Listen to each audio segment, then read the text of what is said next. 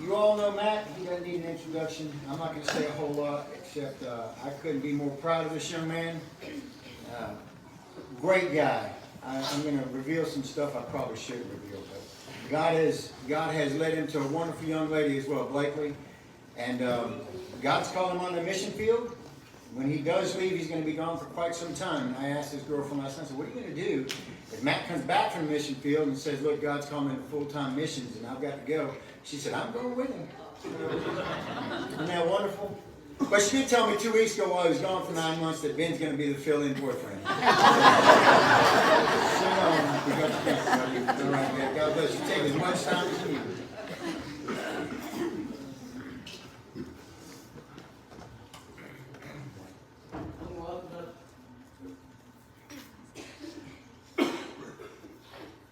Green.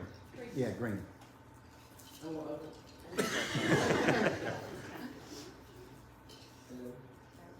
guys get it on. Okay. I'm going to open up in prayer. Dear Lord, I love you and I thank you for this opportunity that you've given me, Lord, that we can just come in here and worship you, Lord, because of your grace and your mercy, Lord. I pray that the words that I say, that it'll reach every person in this room, Lord. It will be a part of my journey as I go and serve you.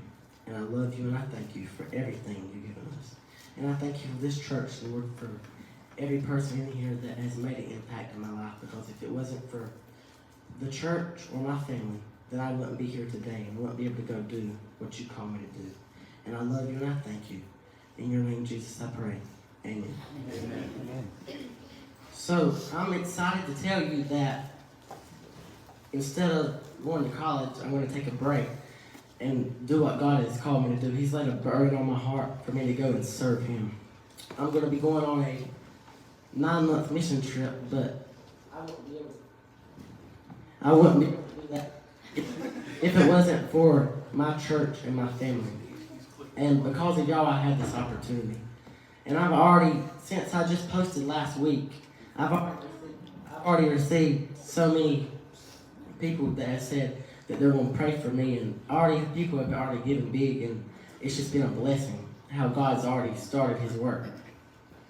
And I'm so humbled by the opportunity that I get, and I know if I don't follow it, then I'm not doing what I'm not called to do. But first I'm going to tell you how I got to this point. So a couple years ago, I went on my first mission trip when I was 13. And over that week, I really felt the presence of God. When I got to where we were going, we were in Buffalo, New York, and we were at an abandoned school. And I was with a different church, and I didn't know many of the kids there. And I'm like, oh, Lord. I said, this is going to be a long, 10 or 12 days. I'm like, this is going to be a long trip with all these people I don't know. And we were standing in the abandoned school, and I was like, I don't know what I'm going to do. But through the trip, I realized, like, through reaching people and meeting new people, I made relationships and made new friends, and I was in the presence of God. Amen. And when you're in the presence of God, you don't want to be anywhere else. That's right. And that my mom was asking me, like, why? Are you sure you want to do this? Like, are you sure you don't want to go on a 2-month trip or not go at all? Are you sure you're called to do this? And I'm like, yeah, Mama. I'm like, you don't understand it until you're in it. Like, when God calls you to do something, you got to say yes, because as I was there, I didn't want to be anywhere else. Because when I was in his presence helping other people, and he was working in me, he revealed himself to me in a way that I never knew him, and revealed things that I was uncomfortable doing and couldn't do. Then I'm like, well, if you call me to do it, then I got to do it, because you'll use me in ways that we don't know. Just like any of y'all, if God calls you to do something, he'll use you in ways that you wouldn't think you'd be used. But I didn't make the decision to go on the long trip until a couple months ago. But I hadn't told anybody. But I was actually heard about this trip 2 or 3 years ago through my mama. One of her friends told her about somebody she knew that went on it. And I started praying about it and looked it up. And I'm like, this looks cool. It looks like it'd be fun. But I'm like, I don't know. So then I decided, I think I'm going to go on the summer trip, which would be in this summer. It would have been for 2 months to South Africa. But then I'm like, the Lord was laying on my heart, like, no, you got to go for the long run, because it's going to be hard, but it's really going to be time for you to grow with me. Like he said, the short trip, it'll be good, but you won't grow into the relationship you need with me. But I also know through this trip, I know I want to do something in the ministry, not exactly sure whether that be a missionary or a youth pastor or whatever, but he said that I'll know what he wants me to be. That's part of why I'm going on the trip. We go to the next slide. So the group I'm going with is called Adventures in Missions, and they're based out of Georgia, Gainesville, Georgia. I'm pretty sure it's Gainesville, Georgia. And they have had over 30,000 people that they've sent overseas, and they have 7 different places across the world and have been to over 70 countries. But even like in this picture right here, so when I leave, first I'm going to have to go there for 6 weeks and do discipleship training, because where we're going to go to countries that have all kinds of different cultures and places, so we're going to have to know how to adapt and serve and worship there to get the gospel to them. But also on this trip, it's about reaching souls, but also building kids like me. The trip I'm going on is based towards kids my age, kids from 18 to 20. And the purpose of it is for us to become disciples and missionaries and grow in our relationship with God. So some of the places I'm going to be going are Guatemala, Romania, Swaziland, and South Africa, which is up here. But so I'm going to tell you what I'm doing in some of these countries. First, I'm going to Guatemala, and I'm going to be doing sports ministry and church planning and just bonding with the kids through that and reaching kids through that manner.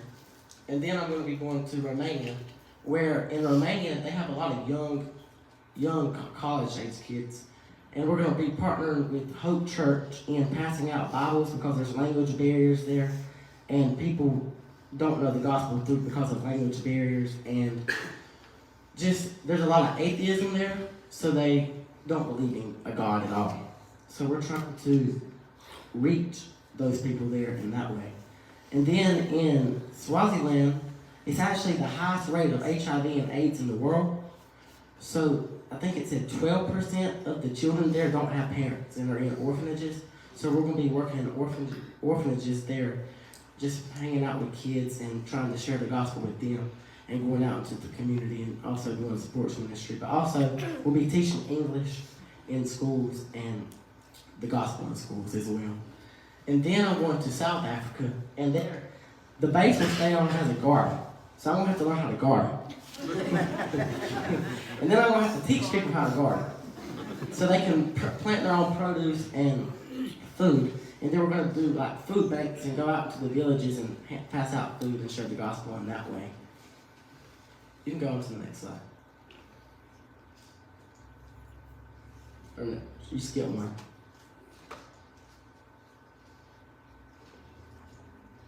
Never mind. I got it. So, anyway, there's supposed to be a railroad track up there, which is the vision of the trip. So, on this side is the people we're going to reach, the people who need Jesus. And on this side is people like me who already have a relationship with God, that are trying to grow with God and become disciples and missionaries in whatever God has called them to be. So the purpose is for us to come together through us growing with God and being disciples and missionaries, reaching the people who need to come to know God, that we'll come together so that they will know God and that we will grow with God, so that whatever the calling He places in our life, we can go and do and serve. But if it wasn't, but on this journey, it's not just about me. It's about the church and everybody else as well. I've already learned, like, the mission trip, I'm starting my fundraising and everything now.